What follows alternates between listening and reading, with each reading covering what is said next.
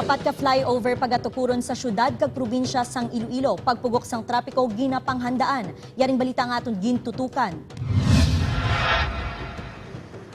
Gintumod sang Public Safety Transportation and Management Office ang ungka aganan sa Pavia Iloilo, buhang haro kag hibaw-an sa Mandurriao nga mga kritikal nga lugar hindi lamang kun rush hour apang sa tanan nga oras. Gani bilang solusyon ilabi na sa dalagan sang trapiko, plano nga pagatukuran sang flyover nga magaumpisa ang konstruksyon sa una nga semana sang Disyembre. Bangod sini lauman ang pagdugang pugok sang trapiko, ilabi na kay entry kag exit points ang mga ini sa syudad.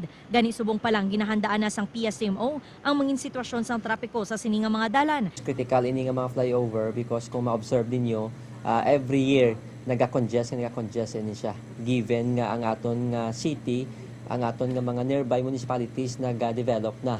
Ang expect naton for the next 5 years kung hindi kita mag-invest sa infrastructure, ang ini nga mga intersections for sure ma-congest gid.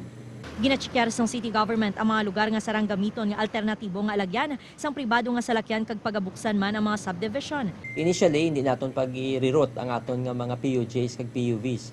Ang aton lang i-reroute amo ning aton mga private vehicles nga mas convenient sa ila kung hindi sila mag-agi once nag-start na ang aton intersection sang Ongka Pavia Road.